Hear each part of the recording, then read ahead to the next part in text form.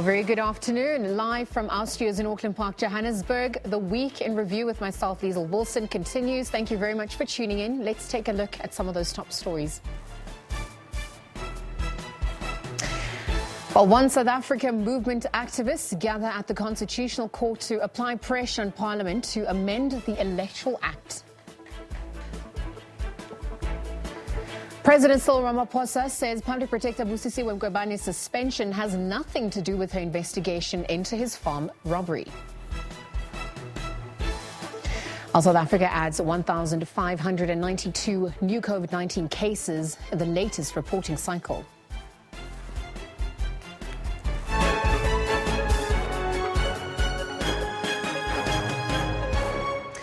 Right, so those will look at some of your headlines. Let's get into our top stories at this hour, perhaps on the Week in Review as well. As it continues, one South African movement activists have today gathered at the Constitutional Court to apply pressure on Parliament to amend the Electoral Act to allow independent candidates to run in national and provincial elections.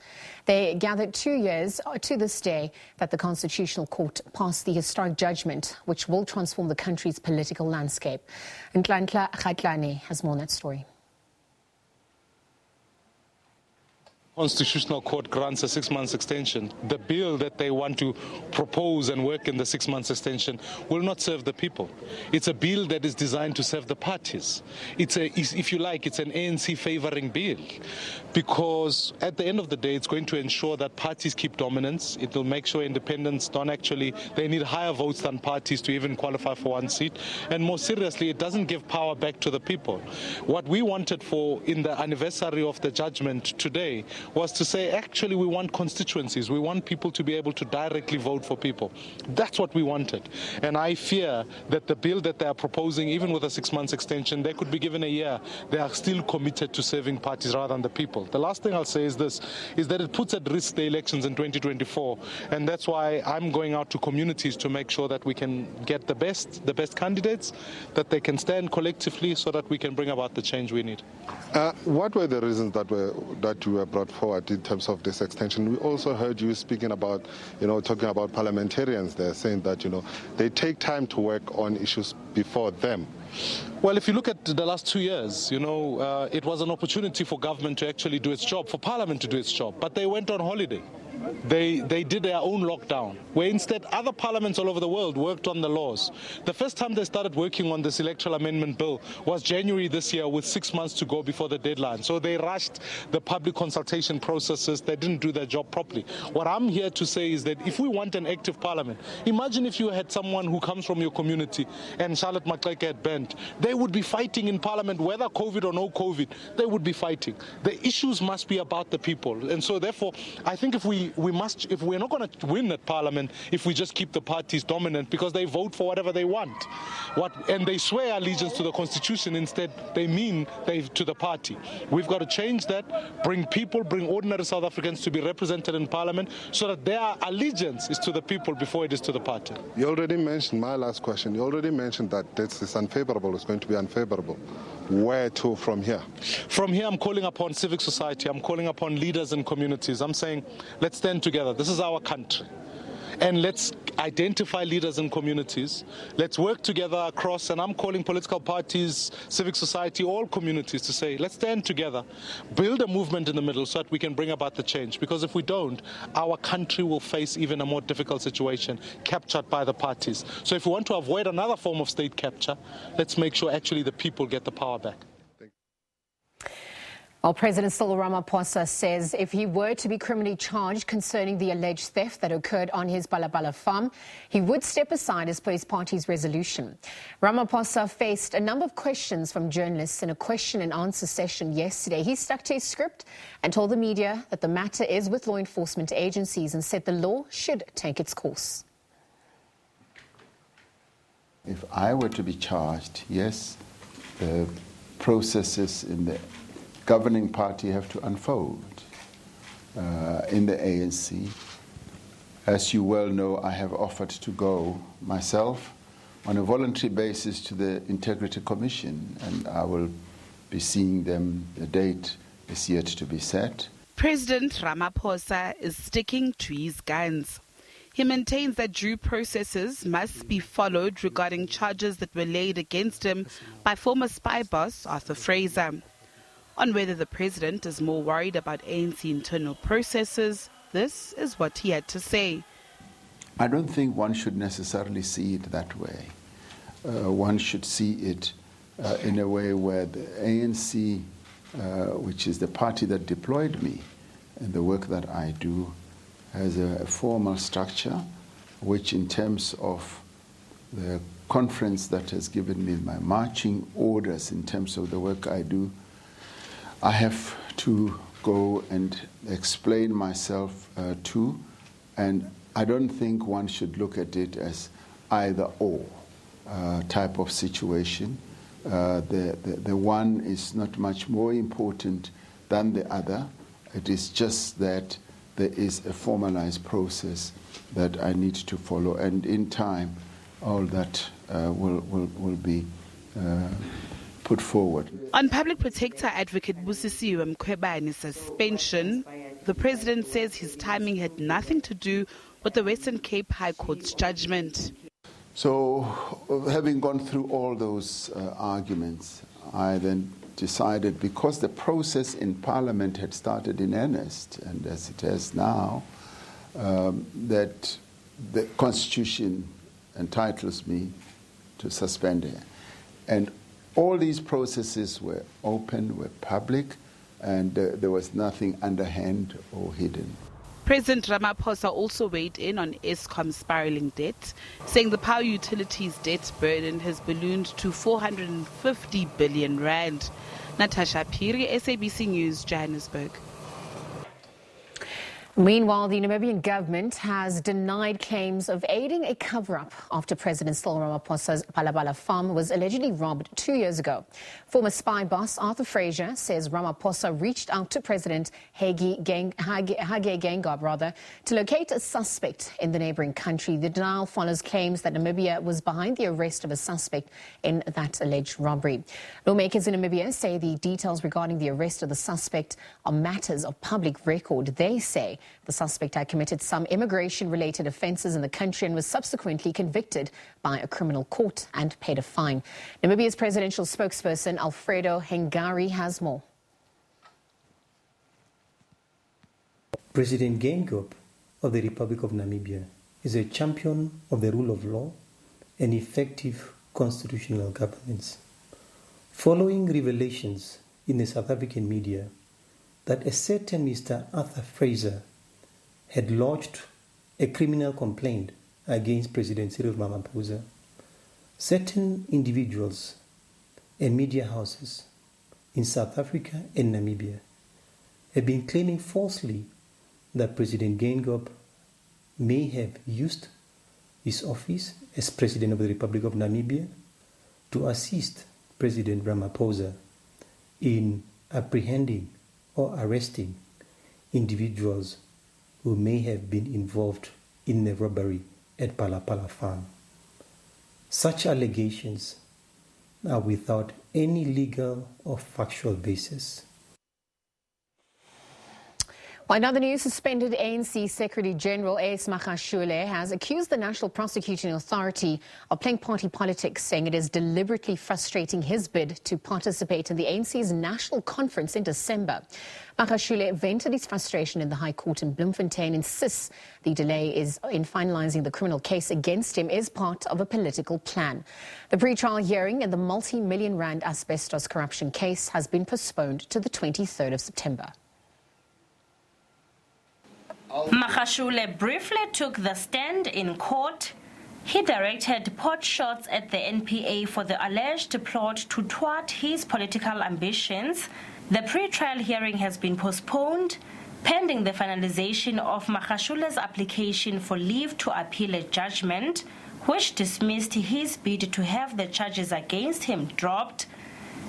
Magashule, businessman Edwin Sodi, former Human Settlements Director General Thabani Zulu, and former Free State Human Settlements head Timothy Mokgesi contend that the charges against them are premised on the evidence presented before the Commission of Inquiry into State Capture.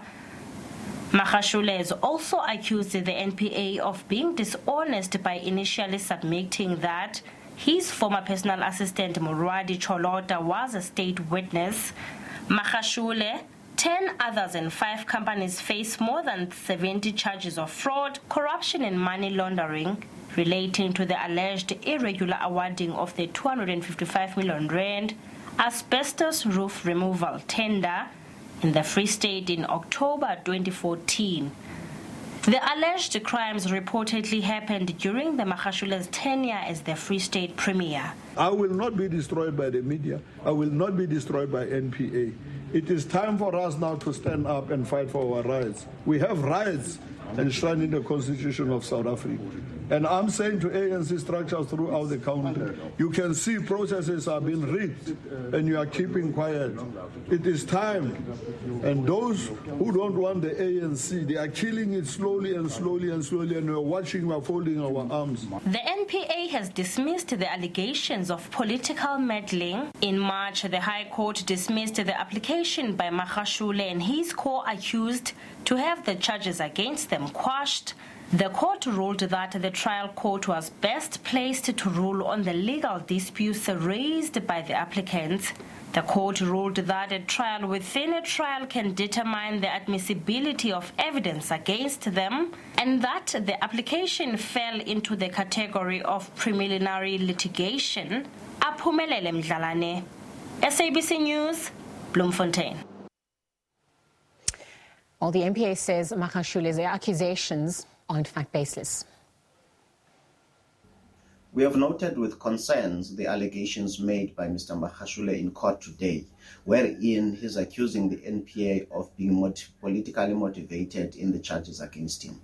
We are not going to get into a blow-by-blow account with him. However, we need to state categorically that we prosecute without fear, favor, or prejudice. We follow evidence. We do not target anyone, and therefore these allegations are baseless. Well, moving on to other news, the ANC Interim Provincial Committee in the North West says it's finally ready to convene a provincial elective conference within the next 2 weeks. This comes after the conference was postponed 3 times. The IPC attributed the postponement to failure by branches to meet a required 70% threshold to constitute a legitimate conference. Since its establishment in 2019, the Interim Provincial Committee's main mandate was to rebuild party structures and convene an elective conference. But due to the outbreak of the coronavirus pandemic and last year's local government elections, these plans were delayed. This year, the conference was supposed to have taken place in mid-February, but it was delayed again as the province could not meet the required threshold to convene a conference. We are ready. In fact, all our branches, the 316 of our branches, have gone through the PBGMs. They've elected the branch executive committees. So we can confirm now that we have 316 IBCs now, BECs in place now, meaning that we now have structures of the ANC. So in terms of the roadmap that we have agreed upon, the 23rd is the day that of June is the day that we'll hold the provincial conference. Chauke says they are currently dealing with all dispute lodged. So far, the committee dealing with dispute has managed to deal with quite a number of them. We're just awaiting to finalize the report. We'll be engaging with the committee to give us a report, but we are satisfied that they have done their work. So we're working, trying to work very close with National to make sure that in case there's anything that has been sent to National must process that issue quickly so that it does not impact on the date that we have agreed upon. Chauke added that branches will also discuss the party's policy documents before going to the conference. We have agreed with the drafting committee as part of the roadmap that all policy documents of the ANC currently that have been made public, there's a program that we're embarking on, making sure that before we go to conference, all our structures have gone through these documents. So from this week and the next coming week is going to be focused on policy documents. So that comrades, when they come to conference, it's not about leadership election, it's about policies to better the lives of our people, and this is what we expect. Meanwhile, lobbying and campaigning for the provincial leadership is underway. 5 contenders have indicated that they are willing to lead the party. Tebogo Phakedi, SABC News, Rustenburg. There have been mixed reactions to the suspension of Busisiwe Mkhwebane. President Cyril Ramaphosa suspended the public protector pending the outcome of the inquiry into her fitness to hold office.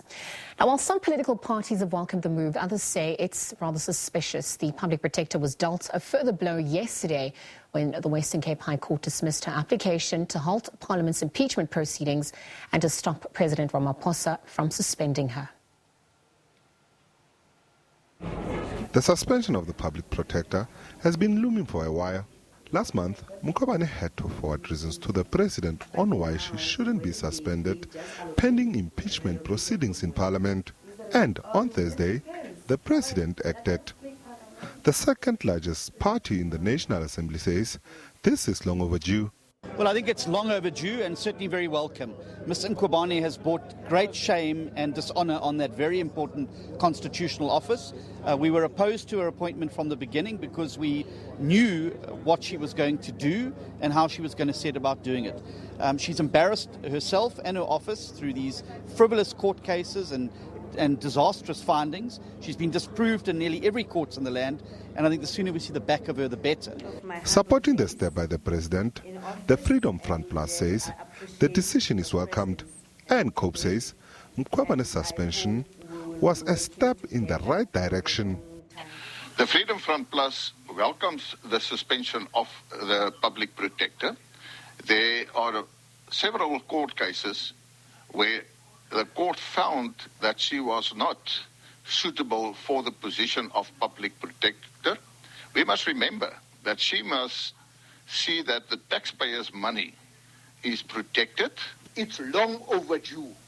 For years, we have called on Parliament and President Ramaphosa to fire this public protector. We can't understand why the president took so long to decide to suspend this public protector. But others have different views. The NFP says Mkhwebane's suspension shouldn't be viewed at face value, while the ATM says the move is premature and has all the hallmarks of the impending investigation by her office into the president's alleged crimes. The timing of the suspension of the public protector is suspicious and very unfortunate, considering the fact that Parliament had already indicated that it was forging ahead with its processes to impeach her. We were expecting the president to allow that process and all other processes to unfold before taking or arriving at such a decision. We're very much shocked that the state president decided to suspend the public protector. And we believe this action by the president is premature. Section 194 of the Constitution gives him powers to do this when there is a pending inquiry regarding the removal of any person or the public protector in this case. But for now, the Parliament resolved to look at the fitness to hold the office. It has nothing to do with the removal. Suspended ANC Secretary General Magashule also weighed in on the matter, saying Mkhwebane is unfairly treated. Remember, there's a court case today where the public protector was going to argue his case or her case and all that. Why do you suspend somebody when there is a court case? Why do you disrespect the law? Meanwhile, the presidency in a statement says the action by President Ramaphosa was in accordance with the Constitution, which empowers him to suspend the public protector. Ntantla Khatlani, SABC News, Johannesburg.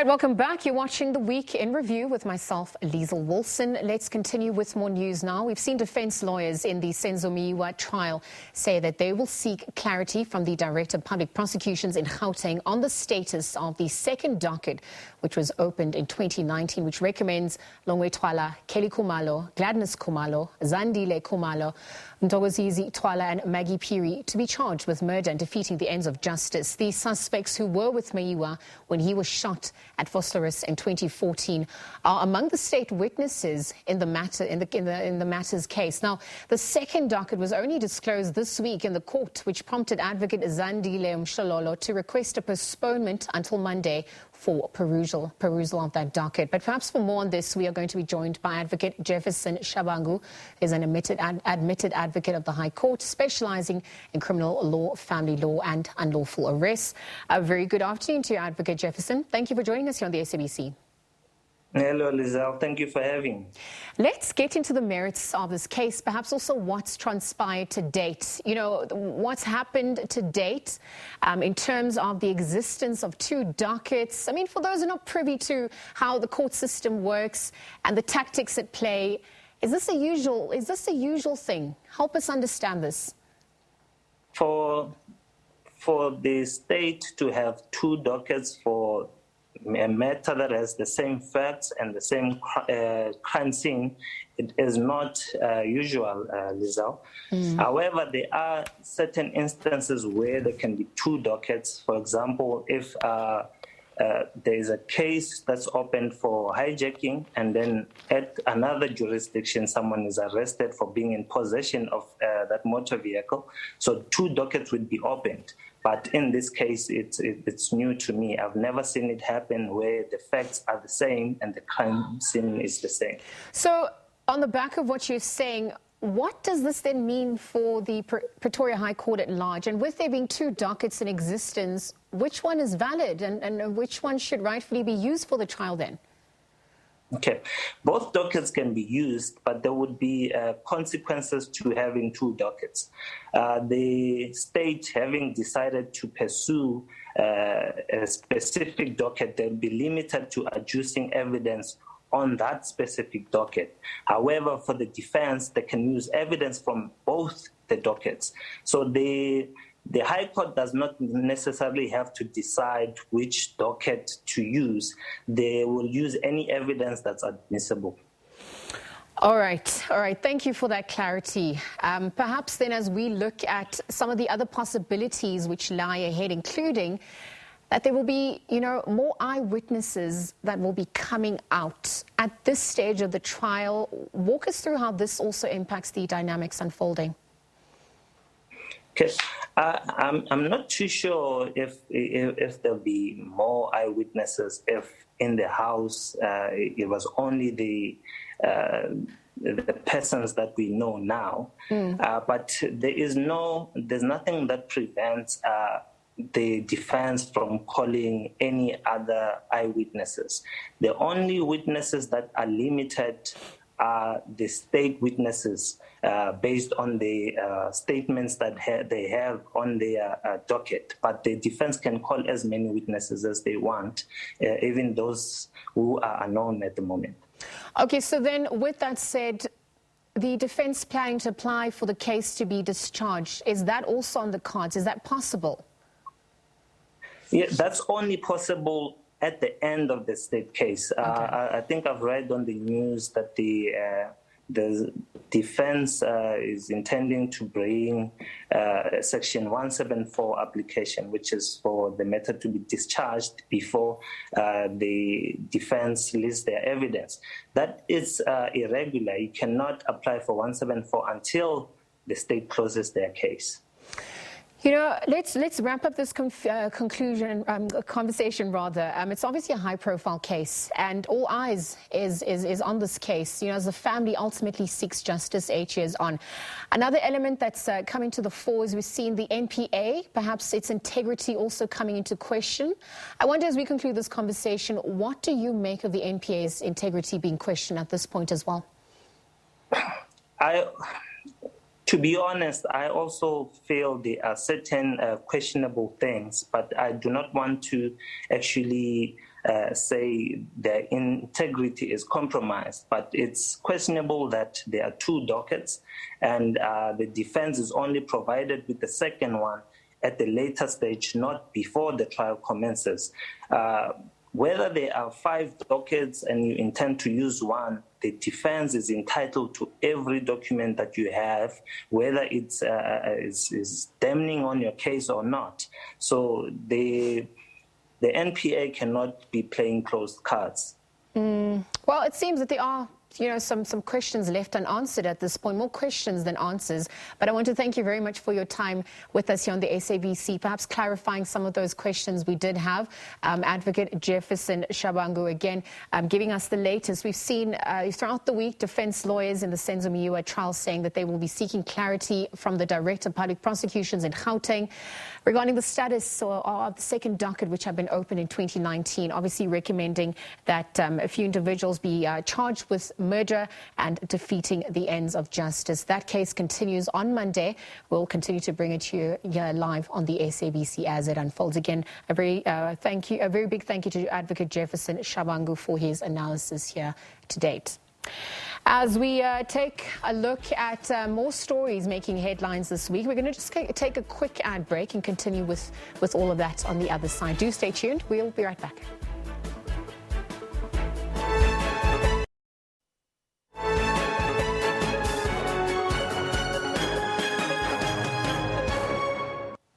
Well, you're watching the Week in Review. Let's continue with more news now. Police in Khayelitsha say they welcome the much-needed cooperation with the surrounding community in the fight against the rampant crime in the area.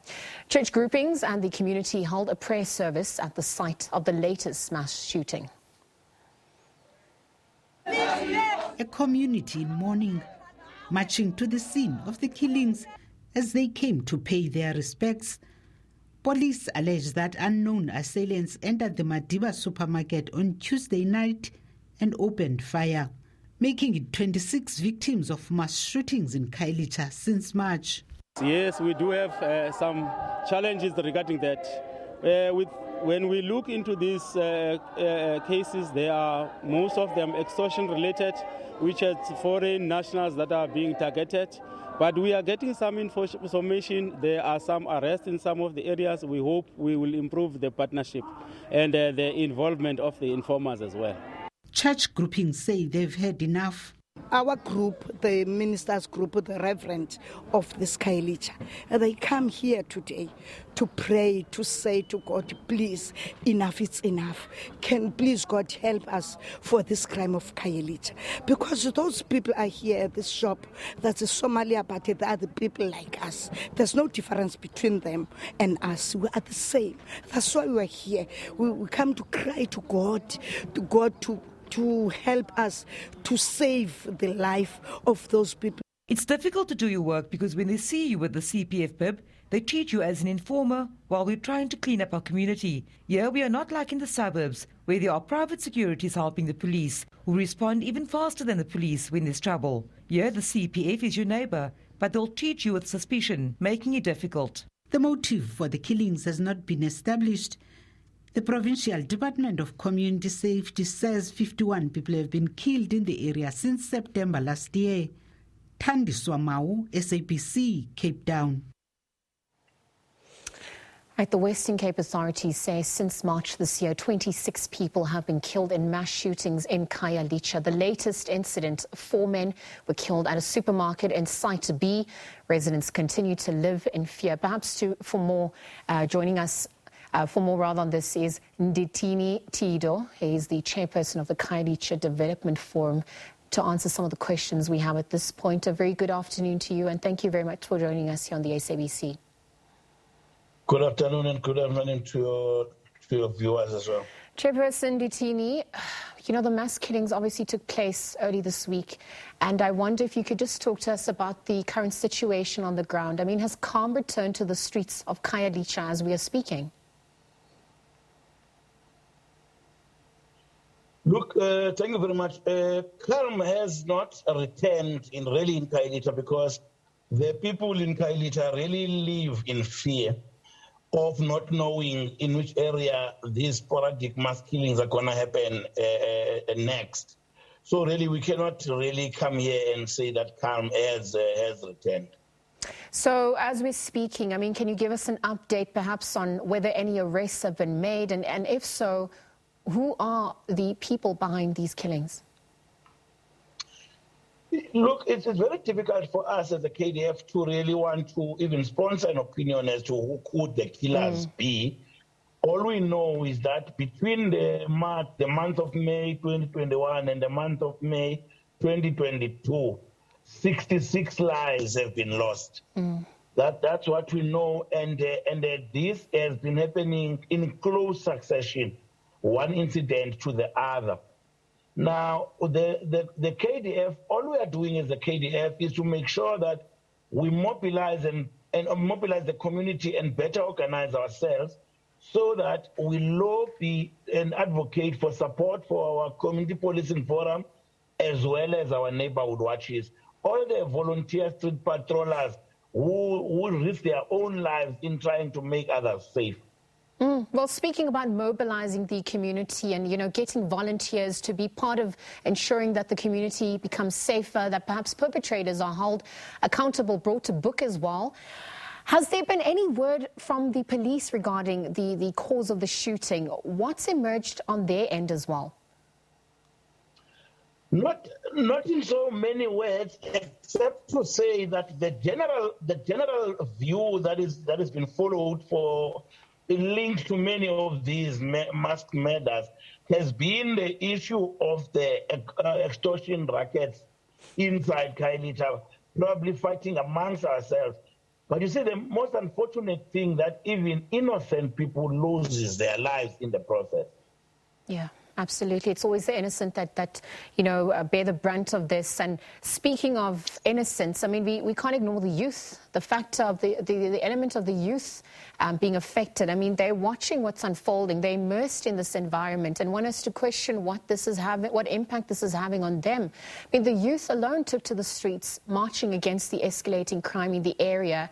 And I wonder if you could speak to, you know, how much this is affecting them at this point, particularly in the development of youngsters. Look, the most sad thing is that the victims are young people by age, and it is assumed that even the perpetrators are young people, which is exactly the reason that the KDF is called what we call now a Khayelitsha Crisis Response Summit to be held on the 16th of June, specifically focusing on young people, devising strategies to discourage those who have not started to toy with extortion and gangs, to try and come up with strategies where you mobilize the very young people. Because our vision really as the KDF is to create a Khayelitsha in the future where the old shall care for the young and the young shall respect the old. So with that said, I mean, without speculating who's behind it all, hopefully investigations are underway and they're going to, you know, bring the suspects to book. As the KDF to date, monitoring the situation, having, you know, witnessed 66 people die, you're saying mostly the youth are now affected. What is needed at this point? You know, I'm asking you this because as we look at, you know, some of the elements that are needed, perhaps there's more patrolling by police, perhaps more street lights, perhaps the issue of spatial justice at large needs to also be re-looked at. I mean, these are some of the more systemic issues that we can't ignore if we're going to look at, you know, what's perpetuating some of or exacerbating the conditions for these rogue elements to exist at this point. Look, the current situation you find in Khayelitsha is as a result of the stubbornness of the apartheid spatial planning, to which the current City of Cape Town administration doesn't seem to have an appreciation of that reality. Because as things stand, Khayelitsha is difficult to police because there are still Khayelitsha settlements where there are no access roads, where there are no house numbers. The issue of street lights has been a long debate or raging debate about the availability, working, and the effectiveness of CCTV cameras. There will still be issues that pertains to the drainage system, which spills over, which affects police van in chasing criminals. So Khayelitsha is dark by day, but by night. Yeah. You see, the issue here is that if you're a black person and live in the Cape Flats and townships in Cape Town, you live completely different to somebody who lives in Cape Town on the Atlantic seaboard. Well, those lived, experiences obviously speak to the issue of spatial justice that, we were speaking about. So while you've highlighted these issues, have the provincial government or the ruling party in the province come out to listen to your concerns? Have they reacted to the killings? What has their response been, and what measures are you going to be taking up from here and two as the situation seems to be escalating in terms of the lives that are being lost? No, my sister. You see, the provincial government of the Western Cape has never taken any initiative as it relates to the mass killings in Khayelitsha, except to promote their own models. For instance, if you say 66 people died in Khayelitsha between May and May, the provincial government is going to tell you that we've created LEAP. Then you ask them, where in terms of the law is such a LEAP located? It does not have a standing in law. But if you can call now provincial government and ask whether Premier Alan Winde, has he ever been to Khayelitsha since the killing started? No, he hasn't been there. If you ask the recently appointed MEC Regan Allen, yes, he visited one incident, but to whom did he speak? To himself and the media. Now, reality here is that, my sister, there is a supple communication of a don't care, of a government which doesn't care about the black lives in the townships. So what action do you want, pursued? What do you expect? You are on the national platform now. We're having this conversation and people are listening. So where to from here for the forum? What are you going to do to ensure that this perhaps gets the attention it needs? On the 16th of June, we are having once again a summit, a crisis response summit, to which we invited specifically Premier Alan Winde, to which he already declined because he's got a pre-arranged engagement, which we expected anyway. But what we are not going to do, we are South African, we deserve to be treated with dignity in terms of the Constitution of the Republic. We may be forced to approach the South African Human Rights Commission to look at the non-responsiveness of the provincial government as well as the city of Cape Town in terms of the Constitution and the human rights. And we will still look at possibilities of looking whether don't we need to report this government for lack of action as it relates to preservation of lives to either the public protector, but we are calling on the National Minister of Police, Minister Khayelitsha, and the Western Cape Police Ombudsman to investigate whether the LEAP as an intervention to mass killings does have any standing in law. Thank you very much for those sentiments. Nditini Tido from the Khayelitsha Development Forum, again chatting to us about the recent mass killings that have occurred in Khayelitsha in the Western Cape. Perhaps we can keep that conversation going. Share your thoughts, your views with us. That story can obviously be on hashtag Week in Review on social media platforms at Week in Review. Let's see if that can garner the attention it needs to restore dignity and make sure that justice is observed and ensured as well. Thank you very much, Nditini, for your time and for sharing that story. Other news now, patients at Witbank Hospital allege they are forced to sleep on the floor due to insufficient beds at the hospital. Pictures show people sleeping on the floor and wheelchairs. They also complain that they are not being attended to. SABC News reporter Tumelo Machocho is covering that story in Mpumalanga and has more. The patients that have been coming here, they're telling us that this hospital behind me does not have enough beds. It is filthy, it is dirty, and they're not being assisted when they come to this hospital. We've seen pictures. We went inside. We saw people sleeping on the floor. Those are the pictures that we've been seeing, and those are the pictures that have been circulating on social media around this community because this hospital is dilapidated. Some of the parts of the hospital has already been shut off, has already been closed, but the people here, the community here, here. They're frustrated that the health services that they are getting from this hospital is not of a good quality because it's filthy, and that is actually affecting people that are coming to this hospital. We're speaking earlier to a lady who wishes not to not her face or her name to be put on television. She tells us that her father was in this hospital 3 days, sleeping on the floor. The father had a stroke, and the father still needs to go to ICU because he's in a terrible state. But only after they had to intervene, go to speak to the CEO, that's when they got a bed. For 3 days, the father was sleeping on the floor. But let's talk to a community leader here, the person who actually took pictures and started circulating these pictures. George, just talk to us about the state of this hospital. We know that this hospital has problems, but just talk to us about the problems that you guys have seen as community leaders and people that are using this hospital. Well, for starters, the status of this hospital, seriously, it has deteriorated. It has deteriorated to an extent that the hospital it's now something else that we never knew. Even though it has been given a new status of being a tertiary hospital, and you can't give this kind of an institution a tertiary hospital status if the building itself it's so dilapidated. Myself, I came here. I think it was on 3 weeks back. I came to the hospital. I had to bring people to the hospital using my own car, because there were no ambulances that could come and pick up the people from the clinic at extension 10, which is a Mpumelelo clinic. And then I drove the people to the hospital myself. Then I had to wait for them because I didn't know what was going to happen to them. Then at a later stage, I went inside. I wanted to charge my phone. I'm telling you, even the sockets on the walls are not working, the electricity sockets. So, I mean, what kind of a hospital is that? It is a problem.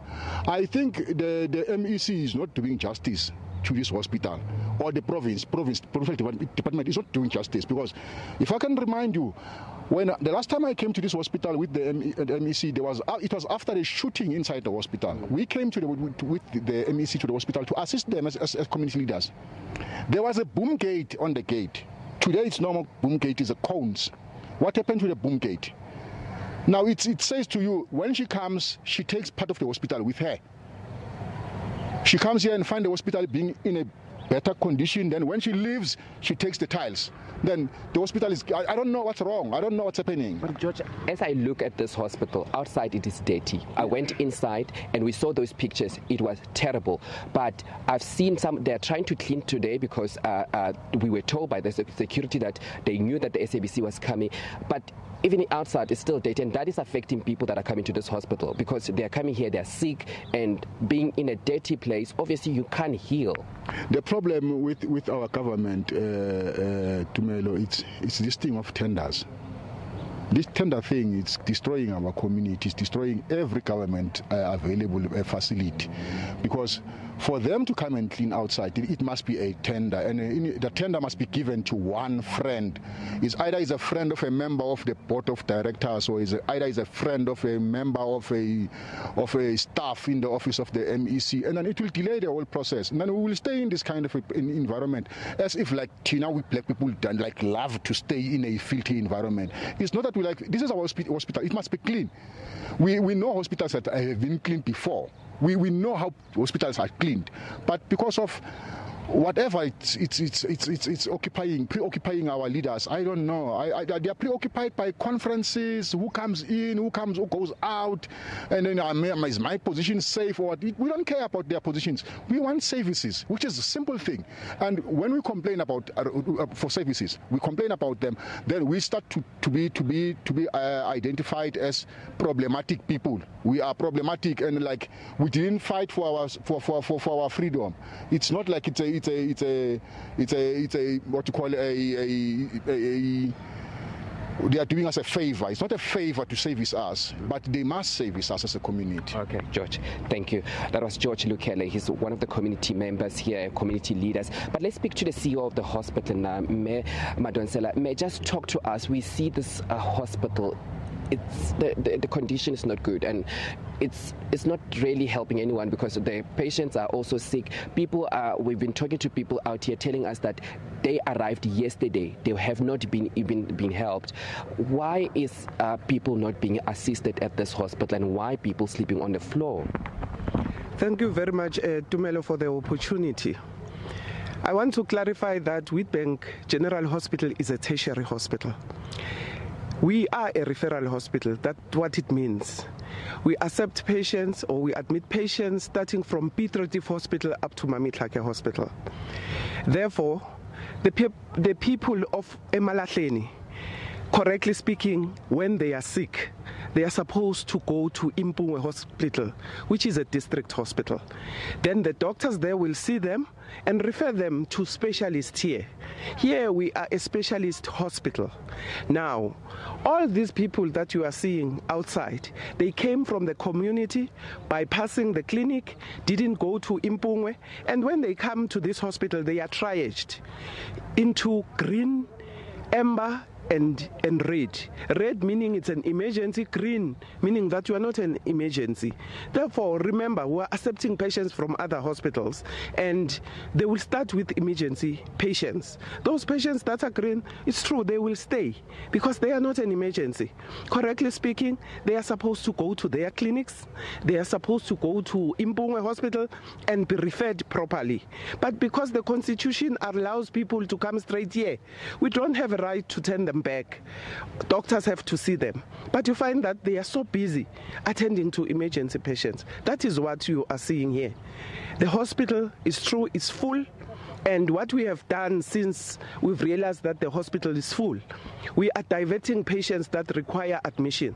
Some of them, we've taken them to Delmas Hospital, to Wamhlanga Hospital, because they need to be admitted. Impungwe Hospital is currently full because following the closure of our heritage building, we had to take patients, medical patients, to Impungwe Hospital. Last night, they were full. They didn't have a bed. We took orthopedic patients to Miklibek Hospital. They were full yesterday. Therefore, as a hospital, we are working very hard under the circumstances. But I must say that we need to still do a job to educate our community so that they know very well that they have to go to the clinic. I understood what the lady is saying. They decided to come straight here, but as they come here, we find that the doctors are busy with other emergencies. And if the hospital is full, that means we have to look for beds in other hospitals so that we transfer those. But the man for 3 days sleeping on the floor in winter, and this gentleman had a stroke. That, I think that is an emergency enough to make sure that this person is being assisted. An elderly man, he has a stroke and is sleeping on the floor. They have to bring even water to come and to clean the father because there was no hot water in the hospital. They had to bring a kettle from home and bring water from home so that it can help this gentleman. Why are we not addressing the issues of water, the issues of filth, and the issues of people not being assisted, especially those who are like that gentleman that had like a stroke? Water is a mandate of the municipality. If the municipality, the surrounding areas don't have water, the hospital won't have water.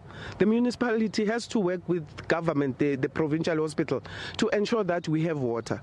If I can tell you, if you go up that side, next to our offices, we've installed 15 Jojo tanks because we were told that if we install those Jojo tanks, we will have reservoir of water for a period of 3 days. And we realize after those Jojo tanks are empty that there's no water in the municipality. But as a hospital, we've organized a meeting on the 15th with the engineers of the municipality and the engineers of the Department of Health so that they start discussing the issue of water. But the municipality, if we inform them that we don't have water, they will bring Jojo tanks. They do bring Jojo tanks because all over the hospital we do have Jojo tanks, and we'll ensure that water is available. Water is a necessity in a hospital. That is why we've installed those Jojo tanks. But also, I went inside the hospital. They're like, it was quite dirty, and they're still trying to clean it to make sure that it's like looks clean. But even outside the mayor, it's dirty and it's filthy. They're like rubbish all over. Even inside, it's also dirty. They're like bags and bags of medical waste that is just left there. Why are we not cleaning the hospital hospital? Why are we not hiring people to come and clean the hospital? And also, how can we, as you guys, work in a hospital where it's also not clean? We have employed cleaners in this hospital. What they do, they start inside to clean and then move to the outside. I will go inside and check what is happening, but we have cleaners that have been appointed and they've been trained on how to clean a hospital, because cleaning a hospital is different from cleaning a house at home. Therefore, I will go and check what is happening, but what I know is that they start inside to clean and then they move to the outside to also clean. Thank you so much for speaking to us. Griselda, there you have it, the CEO of the hospital, just explaining to us about the situation here in this hospital. But I can tell you that, Griselda, like these people that are coming into this hospital, they are complaining that they're not being assisted. They are sleeping on the floor. We've seen people also, I went inside just to check the hospital because we can't take our cameras inside. But I've seen inside, it is dirty. There are bags and bags of filthy stuff that have just been left on the side of the passages. Patients are not being assisted. Some of the patients out here, they've been telling us that they have not been assisted, and they're saying to us, they cannot speak to us on camera because then it means that they will not be helped, because if they speak and they expose the hospital, they will not be helped. And it's such a dire state for this hospital, and it's not the first time. 2 years ago, there was a security breach where people came in and shot and injured other people, where one person also was killed in this hospital. Griselda, is such a terrible state. The building is dilapidated. Some of the building has been cordoned off and has already been closed. So you can imagine it is a dire state for people that are coming to this hospital, but also for the community of Witbank. Yes, they're saying it's a referral hospital, but the community, because they live closer here, they would come to this hospital rather than going to other hospitals. All right, let's leave it there for today. Thank you very much for tuning in. Of course, we will be back tomorrow for a look at the week ahead. From myself, Easel Wilson, and the rest of the Week in Review team. Until then, do take care. It's goodbye for now.